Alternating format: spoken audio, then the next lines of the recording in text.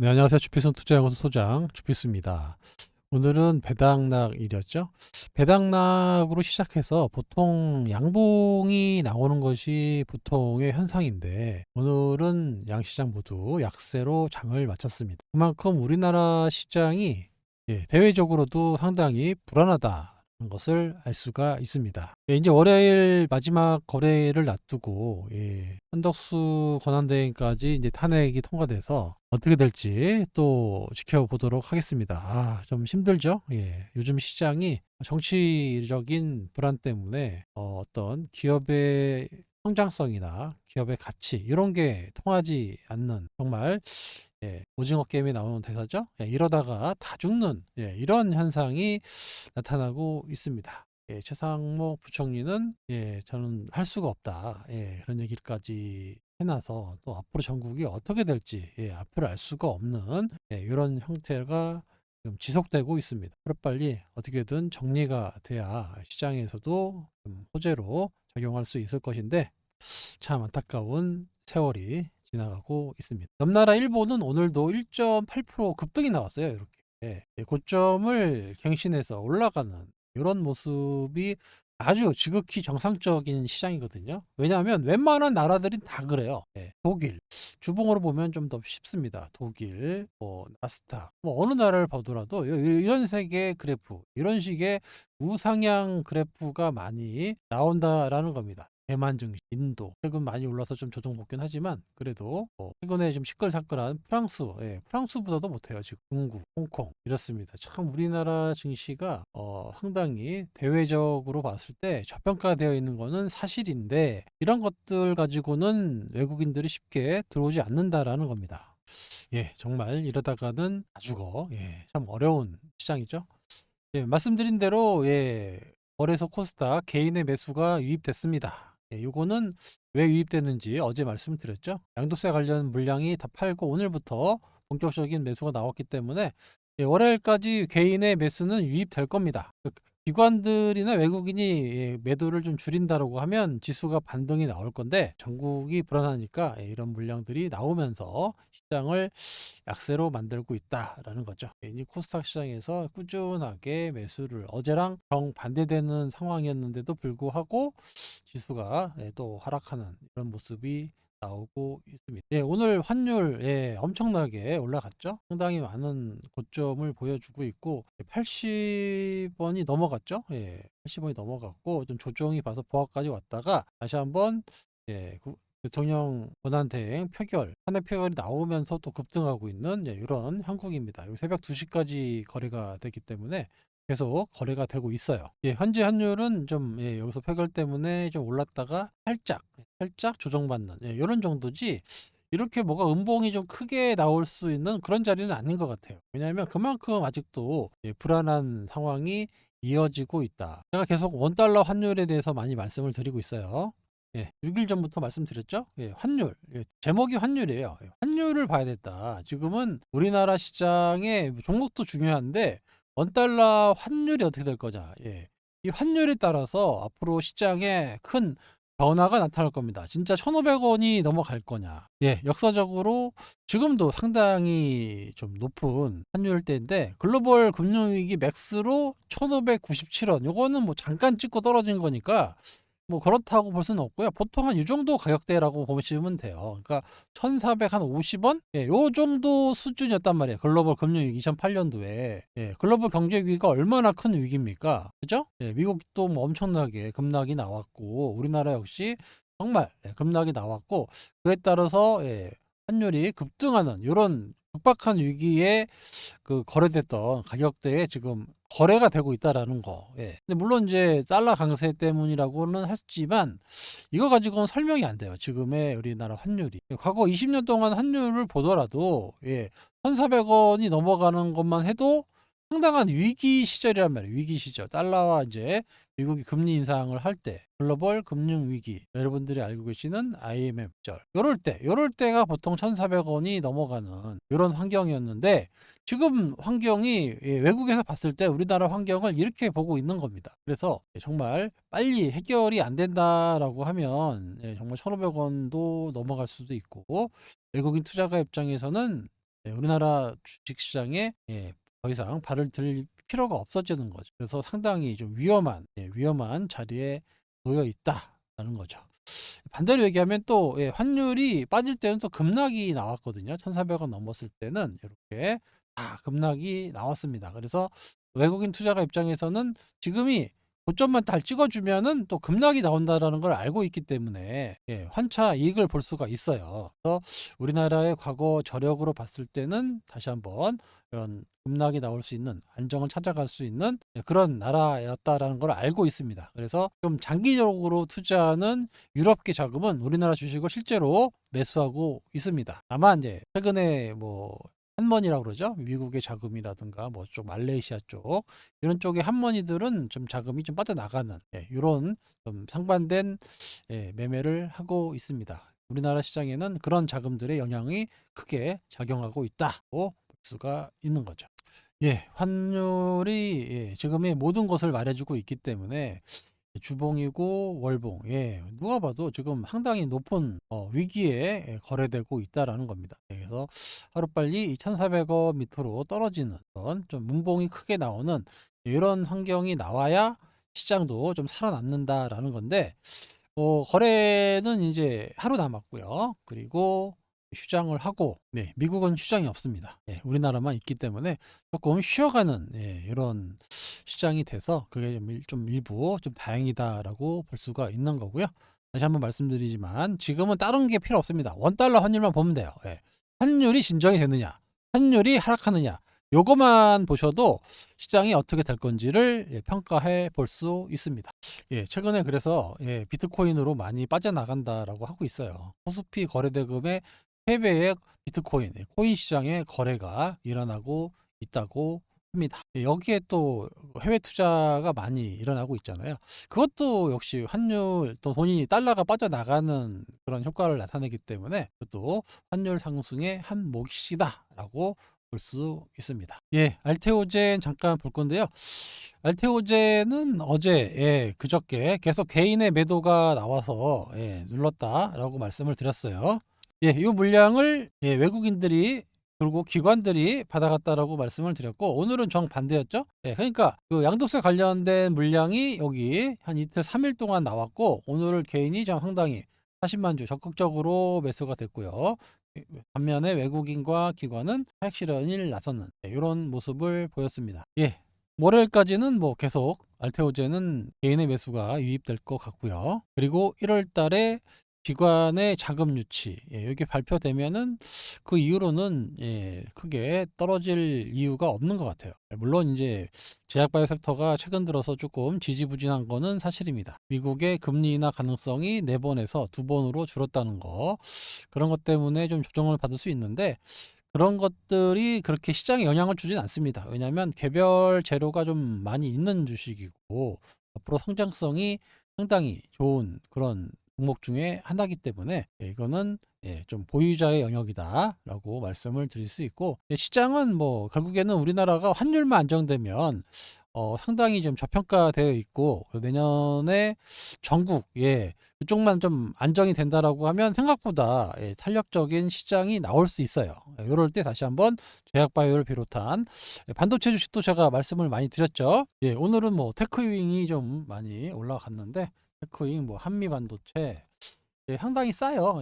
싼 가격대에 있기 때문에 내년에도 HBM이 계속해서 좋아진다라고 하면 이런 것들이 다시 부각될 겁니다. 이 밖에도 오늘 좀 조정받았지만 리바캠 바이오도 어제 대표가 나와서 말씀을 드렸죠. 20조 원의 가치가 충분히 나올 수 있다라고 얘기를 하고 있습니다. 그러려면 일단 시장이 안정이 돼야 되겠죠. 시장이 불안한데, 환율이 불안한데 뭘 할 수가 있겠습니까? 우리나라가 결국에는 외국인들 매매 동향에 따라서 움직이는 시장이에요. 그래서 외국인의 투자 심리가 어떻게 좀 변하는지, 뭐 월요일 이후에 좀 1월 2일까지 좀 휴지기가 들어가니까 그때 이후로 좀 진정을 하면서 움직일 수 있을지를 좀 지켜보도록 하겠습니다. 정치권 문제는 항상 일시적으로 영향을 줬어요. 탄핵이라는 뭐 우리가 처음 당할 때만 이제 크게 데미지 맞지, 이번 벌써 3번째 아닙니까? 그런 상황이기 때문에 과거 사례를 봤을 때 정치적인 영향은 그렇게 오래 가지는 않았다. 결국에는 시장에서는 정치적인 색깔을 좀 마무리가 될 때, 그때부터는 좀 본격적인 상승이 꾸준하게 나왔다라는 걸로 봤을 때 지금은 힘들죠. 앞이 안 보이고 또 한덕수 총리까지 또 되고 뭐 최상목이 한 해 만에 사표를 내내 만에 그 후임도 구하기 힘들고 엄청나게 지금 안개 속이지만 결국에는 시간 지나면 다 해결이 되더라라는 게 결론입니다. 이럴 때는 너무 주변 환경에 여러분들이 휩쓸리지 말고 이거는 우리가 어떻게 해볼 방법이 없잖아요. 그렇지만 이럴 때일수록 내년 유망 종목은 뭐고 어떤 게 좀 괜찮아질 거냐 이런 것들을 더 공부해보고 체크해보고 이런 시간을 갖는 게 주식 투자자 입장에서는 훨씬 더 유리합니다. 아까 말씀드린 대로 이런 바이오 섹터주 대장주들이 다시 한번 시장에 올라갈 건지 아니면 아까 말씀드렸던 반도체 관련주들이 다시 움직일 수 있을 것인지 이런 것들을 주목해 보는 연말이 되시면 좋을 듯합니다. 그래서 오늘은 종목에 관한 종목, 내년에 좀 유망해 보이는 종목을 하나 여러분들께 말씀을 드릴까 합니다. 자, 이거는 아시는 분은 아시겠지만 한국카본이에요. 한국카본, LNG 본행제, LNG선에 얼리는 가스를 얼리는 본행제라고 하거든요. 본행제를 만드는 기업입니다. 근데 이 밖에도 뭐 다른 일도 좀 많이 하고 있는데 대표적으로 LNG 산업이 요즘에 엄청나게 좋아지면서 조선주들이 신고가를 내고 있어요. 그거에 비해서 한국카본이 상당히 좀 못 올라가고 있다. 이유는 바로 증여입니다. 증여 때는 잘 안 올라가잖아요. 주식들이.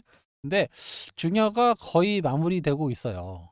증여도 상당히 급하게 12월 26일에 지금 갑자기 또 추가 증여를 했습니다. 여기다 6월 달에 증여 한번 했고, 요거는 이제 자회사 합병하면서 또 증여해서 어리죠? 30살, 30살 정도 되는 아들한테 좀 지분을 많이 늘렸고 계속 또 증여를 했단 말이에요. 그래서 증여가 어느 정도 마무리됐다라는 얘기는 왜 급하게 했을까요, 이거를? 내년에는 업황이 더 좋아져서 가격이 올라갈 가능성이 높다라는 겁니다. 아시겠지만 증여는 가격이 많이 떨어져 있다라고 판단이 될 때 증여를 합니다. 대주주 입장에서는. 그런데 이렇게 상당히 공격적인 증여를 했다라는 것은 지금의 가격대가 상당히 저렴하다라는 겁니다. 앞으로 수주나 매출이 상당히 좋아질 수밖에 없다라고 판단이 되니까 급하게 이때도 한번 했는데도 불구하고 12월 26일에 했다라는 거가 좀 앞으로 내년에 주가 전망이 밝다라고 볼 수가 있습니다. 아시겠죠? 요거는 한번 여러분들이 주목해 보실 필요가 있어요. 대주주는 과거에 조문호 대표였는데 지금 조연호 30살밖에 안 된 아들입니다. 그래서 과거에 지분이 3.7%밖에 없었어요. 근데 합병을 하면서 13%까지 키워줬어요. 이게 언제냐면 10월 달입니다. 10월 달. 그리고 여기 한국 신소재 요거랑 이제 한국카본하고 합병을 하면서 이렇게 커졌는데 이때 이제 한국 신소재 지분을 여기 조연호 이 친구가 좀 많이 들고 있어가지고 합병을 하면서 한국카본의 지분을 많이 늘린 거예요. 여기서 끝나지 않습니다. 벌써 수중 증여를 했다는 얘기죠. 수중. 그래서 150만 주 또 300만 주를 조문호 대표가 조연호한테 준 거예요. 94년생입니다. 30살. 근데 가격대 보시면 1,700원, 11,300원 이렇게 해서 지분을 16.8%, 대표이사 조문호, 조문수, 대표이사 조문수 대표는 지분이 이제 거의 6%대까지 떨어졌고, 아들이 16.8%까지 늘었습니다. 현재 한국카본의 전무예요. 그럼 왜 이렇게 급하게 증여를 했냐? 뭐 여러 가지 얘기가 있는데, 과거에 한국카본이 형제단 때문에 되게 힘들어가지고, 뭐 확실하게 후계자 입지를 확실하게 해주겠다라고 조전무한테 이제 줬다라는 얘기가 있고요. 일단 뭐 그것도 제 생각에 거의 핑계 같고, 요게 뭐냐면 내년에 좋다라는 거예요. 내년 후전도 좋고 2년 3년간의 수주 잔고가 엄청나게 많이 있습니다. 최소 27년도까지의 수주 잔고가 꽉 차 있어요 지금. 한국카본은 지금부터 2027년까지 수주가 꽉 차 있습니다. 예. 그만큼 실적이 계속 좋아진다라는 거예요. 예. 그러니까 그거를 미리 알고 '지금이 바닥이다.'라고 생각이 됐기 때문에 증여를 한 겁니다. 그래서 내년에도 우리나라 그 LNG 선 관련된 지금 주식들이 많이 올라가고 있잖아요. 예. 그래서 나쁘지 않을 겁니다. 그래서 본행제가 꼭 필요하기 때문에 본행제 관련주들이 올라갈 수밖에 없다라고 보시면 됩니다. 그래서 내년에 한국화본 한번 중적으로 한번 공부해 보시고요. 한번 타점을 한번 잡아 보시기 바랍니다. 조선주들이 최근에 좀 많이 올랐어요. 맞죠? 근데 상대적으로 분명히 고점도 못 뚫고 있기 때문에 지금 상황에서는 충분히 고점을 뚫고 올라갈 수 있는 이렇게 안전한 주식이다라고 보시면 될 것 같아요. 왜냐하면 대주주가 제일 잘 알고 있죠. 증여를 하고 합병까지 해서 지분을 다 거의 몰아줬기 때문에 나머지는 이제 갖고 있다가 상속세로 주겠지만 지금 증여는 거의 마무리됐다라고 보고 본다라고 하면 한국화본의 주가는 지금 시즌이 지금 가격대가 거의 바닥권이다라고 볼 수가 있는 거예요. 물론 뭐 단차 바로 올라갈지는 이따가 갈지는 잘 모르겠지만 아까도 말씀드린 대로 2027년까지 수주 잔고가 꽉 차 있습니다. 그래서 실적이 발표될 때마다 동년 동기 대비 계속 좋아지기 때문에 안정적인 성장이 나올 수 있는 그런 주식 중에 하나다라고 보실 수 있습니다. 역시 이것도 우리나라 환율이나 전국이 안정돼야 아무래도 더 올라가겠죠. 이런 것들과 연관된다라고 하면 생각보다 많은 수급이 좀 들어올 것 같아요. 재밌죠.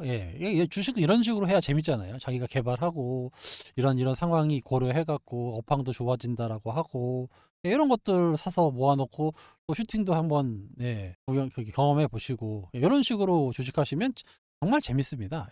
맨날 뭐 테마주 그냥 무슨 관련주 사 가지고 뭐 아니면 더 이런 거 하지 마시고 좀 뭔가 구조적으로 올라갈 수 있는 이런 것들 이런 것들을 좀 투기보다는 투자하시는 여러분 되시기 바랍니다. 아직 소통방엔 담지 않았는데 제가 내년에 봐서 좀 눌릴 때 좀 잡아볼까 좀 고민하고 있으니까요. 그거는 제가 시점에 맞춰 가지고 다시 말씀을 드리도록 하겠습니다. 아시겠죠? 지금은 뭐 다른 지표가 없어요. 환율만 보면 됩니다. 환율이 어떻게 안정이 되느냐, 이런 거를 좀 지켜보고 아직도 지금은 제가 봐도 안개 속입니다. 한 몇 달은 더 지나돼야 될 것 같아요. 내년 1월, 2월, 3월까지는 뭐 돼야 뭔가 좀 바닥이 잡히지 않겠느냐 이렇게 보이는데 주가는 생각보다 빨리 반영되거든요. 안 좋을 때 가장 깜깜할 때 미리 빠졌다가 조금이라도 희망이 보인다라고 할 때 벌써 주식은 올라가 있어요. 우리가 생각하는 것보다 빠르게 움직입니다. 그러니까 지금부터 좀 준비하시면 환율이 떨어지는 속도가 지금보다는 훨씬 더 빠르게 하락할 가능성이 높기 때문에 주식시장 역시 내년에는 나쁘지 않을 것이다 라고 보시고요. 제가 늘 말씀드리지만 부정적인 사람보다는 늘 긍정적인 사람이 주식시장에서도 큰 돈을 벌 수가 있습니다. 한 주간 고생하셨고요. 주말에는 다 잊어버리시고 가족분들과 함께 즐거운 주말 보내시기 바랍니다. 지금까지 주필승이었습니다. 감사합니다.